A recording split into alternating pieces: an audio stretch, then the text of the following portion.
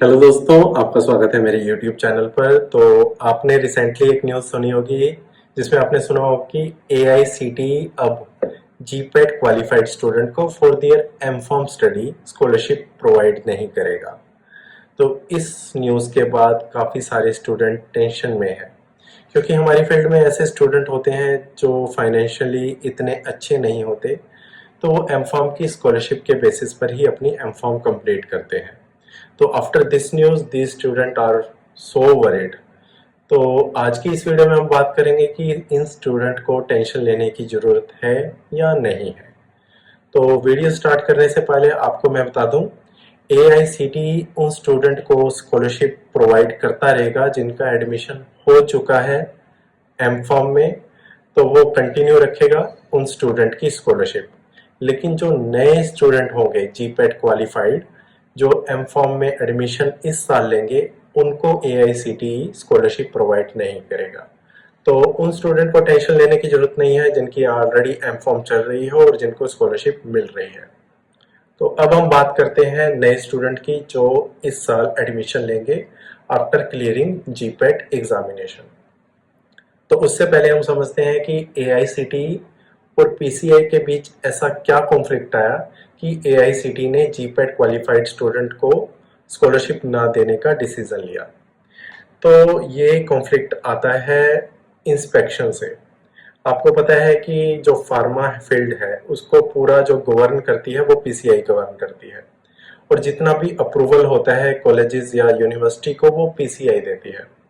तो इसके लिए PCI उन कॉलेजेस यूनिवर्सिटी का इंस्पेक्शन करती है और फाइनली दे मेक डिसीजन कि ऐसे कॉलेजेस या यूनिवर्सिटी जहाँ पर फैसिलिटीज अवेलेबल हैं उनको अप्रूवल दिया जाए या नहीं दिया जाए। तो सेम टाइम AICTE भी इंस्पेक्शन करती है।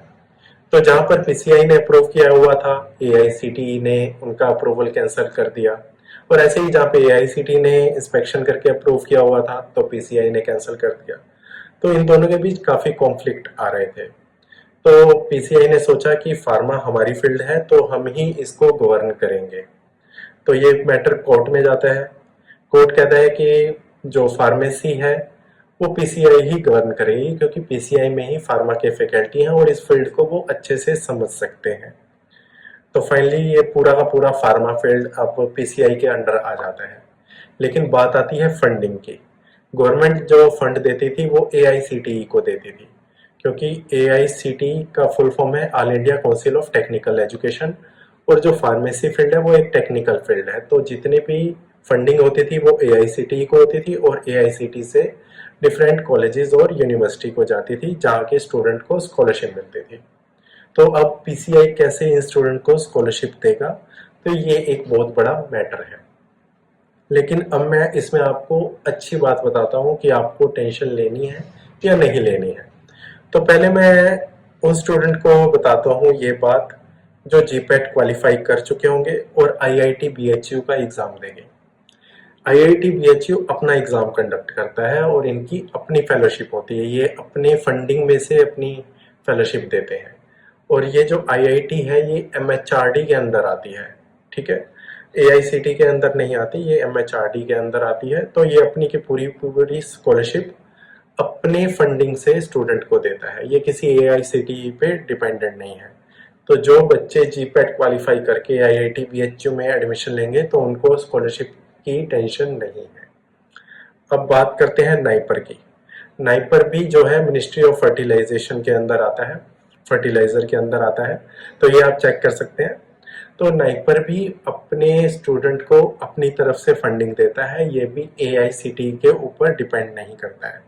तो जितनी भी यूनिवर्सिटियां जो अपना एग्जाम खुद लेती हैं वो कहीं ना कहीं डायरेक्ट फंडिंग करती हैं।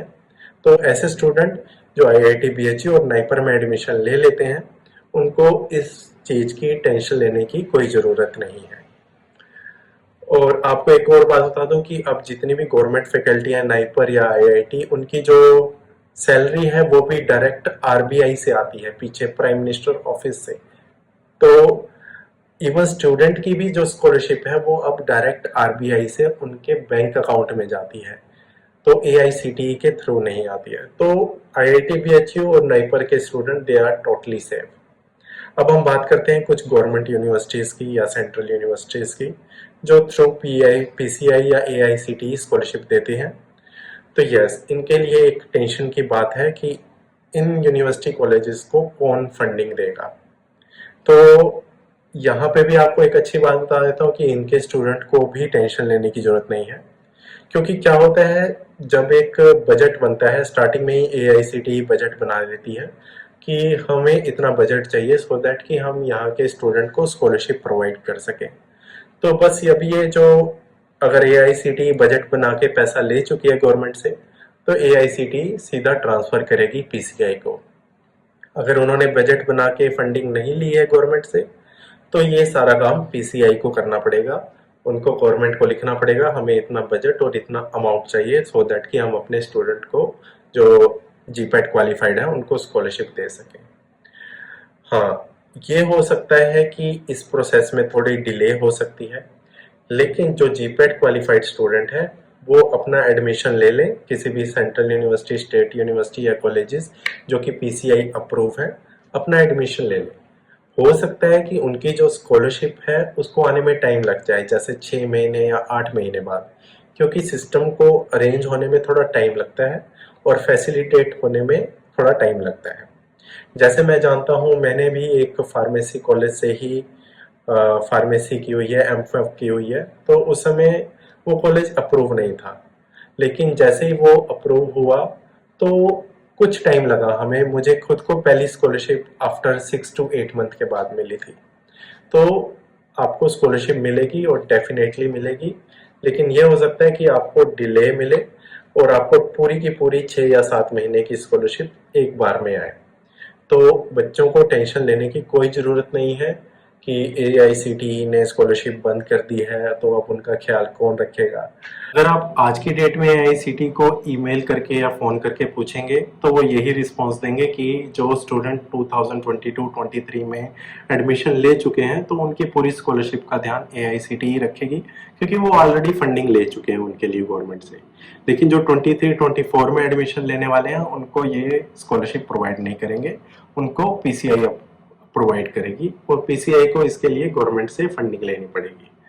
तो डोंट वरी, किसी तरह की कोई टेंशन मत लीजिए, अपना जो रेगुलर प्रोसेसिंग होती है वो करते रहिए।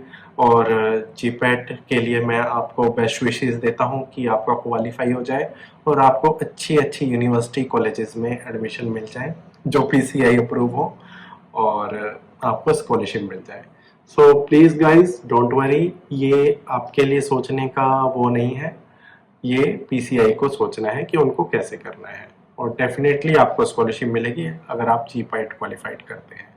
तो guys thank you for watching this video, और अगर कुछ भी क्वेश्चन हो, अभी भी कोई टेंशन हो, तो कमेंट सेक्शन में जरूर पूछ लेना। ओके।